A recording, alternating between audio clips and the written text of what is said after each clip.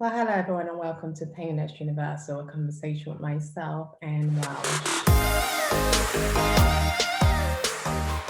Today I'll be talking to Chelsea Handler, and I'm super delighted she's given me this platform to talk to her about her new stand-up comedy, Evolution. She's not done a stand-up in 6 years, but during COVID, she decided to bring joy and relief to the world. She has been connecting with others from with video calls and social media, but she decided to go out of her usual routine, COVID compliant, of course, and reach out to more people this way. Her way of making us laugh came from Evolution, her new stand-up comedy. Now, this is adapted from her 2019 memoir, Life Will Be the Death of Me. The memoir focuses on her experiences during years of self discovery. Evolution explores her personal growth with lots of materials from her anger days, dating black men, privileges of a white girl, and drugs. And on that note, for anyone not wondering who is Chelsea, in case you don't know, but I'm surprised if you don't. Chelsea is an American comedian, actress, writer, television host, producer, and activist. She hosted the late night show Chelsea Lately on E! From 2007 to 15. She released the documentary series Chelsea Does on Netflix in January 2016. And between 2016 to 2017, she hosted the talk show Chelsea on Netflix. In 2012, Time named her as one of the most influential on their Time 100 list. To add to that, Chelsea has written 6 books that have made the New York bestsellers list, 5 of which were #1. I can't wait to understand more about Chelsea and also discover more about her life, her struggles, and how she's finally found her joy by giving us back through this evolution. It's true discovery about herself. I was honored and fortunate to watch it. So a lot of learnings and a lot of experience you gain from that. I'm flattered that she gave me time to speak to her because due to her busy schedule, she said she will not be doing lots of interviews for the next 3 months. But she really wanted to speak to us about her journey. Meet Chelsea. And that was a wake-up call because she was right and I was wrong. It's not about your intention. It's about the reception. And anytime you're defensive, especially about racism, you're wrong. And if you're a person who doesn't think that white privilege is a real thing, then you're a person who's choosing to be part of the problem rather than being part of the solution.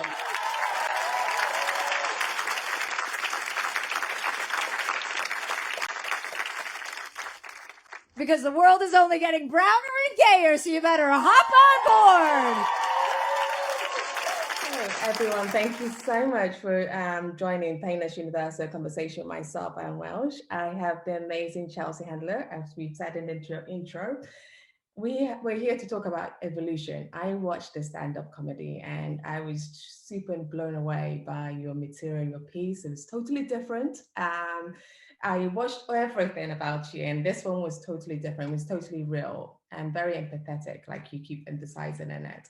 That before we go any further, could you tell us a little bit about yourself? Because some of us in London want to know more. Who is Chelsea, and who is this lady that is everyone is so we are so courageous looking up to you because you do so much, and you do things that most of us are so scared to do, say, and you just say it, and we want to know who are you? Well, first of all, let me start out by saying that half the things that come out of my mouth do so before I have a chance to even think about what I'm saying. So it's less bravery and more impulse, lack of impulse control, which which is what the special I think is about. It was about me learning about my lack of patience, my lack of impulse control. Whereas those things can be great advantages at certain points in your life, it can't be the only thing. And you should be able to temper anything, and to have a little bit more self-awareness about how you're coming across and the impact that you're having on people, because I think we all tend to minimize whether you're a celebrity or not. Everyone has an impact on others. So I think we all tend to minimize how much of an impact we have on people. And when you don't take that seriously, you can be a little bit flippant with your behavior, because you're like, oh, no one's, you can easily shrug that off and say, no one's listening to me.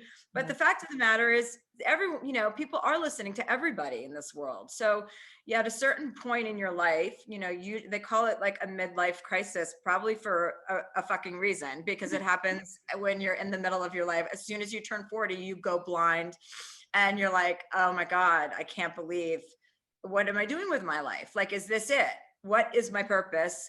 Is there a purpose? All the questions. Yeah. But your journey, I was just going through your journey, and your journey of when you were much younger, when your brother passed away. Could you just tell us how that brought change in your life, how that changed you and made you, that free, almost in a way fearful, but at the same time, this person, I'm not going to let this thing hurt me for the rest of my life. I'm going to find my peace from it. How did you find that peace? Well, I mean, I don't think I found my peace until I, went to therapy, which is what my stand-up special is. It's about how, you go to therapy and just find out what a cunt you are. You're like, oh my God. And I had no idea I was coming across that way. So I think at the time, my brother died when I was 9 years old in a hiking accident. And he was the oldest of my family, and the kids in our family. We were 6. And so he and I were like bookends. And when he died, I didn't have the tools. My family fell apart. My dad was crushed and never ever recovered. My mother somehow, was able to still be joyful after my brother died with us. And she understood, that there were 5 of us left and we were all mourning in our own separate ways, but none of us had the toolkit. We certainly weren't going to therapy. My family was not on the up and up with therapy. They were like, no, that's for weak people. So you grow up with these notions, and so you kind of stuff it away. It's like, well, my brother died, and then I became tough. I was like, okay, if my brother died after he told me he'd be back in 2 weeks and he would never leave me, and my father kind of disappeared after my brother died emotionally, you start to realize, like, as a 9-year-old girl, as my psychiatrist explained to me, those are your first like male attachment figures. And those 2 guys both disappointed you. They ditched you. So like, of course, you're not going to have a healthy relationship with any male, because you are expecting them to fuck up. And if they don't fuck up, you're going to make sure that they fuck up. Exactly. I think that's typical. I think once you go through things in your life, it doesn't matter what it is, that stays with you. Mine was my chronic illness. It stayed with me, and I just felt like everything would be messed up around my life because this chronic illness will always be there to mess me up one way or the other. But one thing I noticed with women today they're not courageous. They're not able to stand up for themselves. But you've shown us that, if you work hard, if you're committed to what you do, you can make it work in this very tough world. What has been your guiding angel to be a woman and being able to, still do what you do and thrive? Well, I think we're in the moment, first of all, to be, this is the moment for women. There have been many moments throughout history, but this is one of them. We said no to, we told men enough is enough. Like, we're going to tell on you now. You can't just rape women. We said no to Harvey Weinstein's and all of these powerful people. And, Trump was elected, and that turned out, the way it did, and women got pissed off. Not enough white women, obviously, because we still have that problem, especially in America. White women are holding on to white supremacy, so I think it's not just, there are a lot of women standing up for themselves right now. You know what I mean? And I'm just proud to be one of them, because it's a great example that we're setting for the next generation of girls who's going to have their shit even more together, than we do.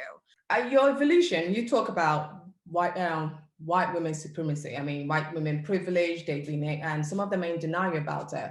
When did you realize that as a white woman, you had privilege? When did you realize that, okay, actually what we Black girls are saying is actually true, that actually there are some privilege we do enjoy? When did you realize that along growing up? Yeah, that was when I went to therapy too. I think it was just, you become self-aware, and then you start to look around, because once you're self-aware and you get your head out of your own ass, you're able to start thinking about other people and what their experiences might be, and and how they may differ from yours, and that your viewpoint isn't the only viewpoint. It's a very rarefied viewpoint because it's only one person's, So I think I realized, I recognized, oh, I've had an easy go of it, in Hollywood and making it and being successful and making money and however you want to measure, success. It's like, okay, you have to take a look at that. Are you, is that all because of talent? Like you wish, Yeah, you sometimes. know, Yeah. sometimes, but there's too many talented people that aren't recognized, so it's not only about talent. It's got a lot to do with the color of your skin, and it's got a lot to do with luck. Where in the world were you born, and where in the world did you grow up, and and understanding that there are no illegal human beings. There are no, like, any discrimination of any kind based on skin color or geography isn't acceptable. And what are you going to do to further that conversation and make sure that it comes up in the work that you do and the conversations that you have, so that you're showing up, not just showing up once, but showing up repeatedly. That's true. You talk about evolution. What I really love about it is that you're very honest. I think it's adaptation from your book, your memo, and I've read that. I bought that at the airport, and Life Will Be the Death of Me. That is an amazing book. It really Thank you. talks about your different stages of life and different things.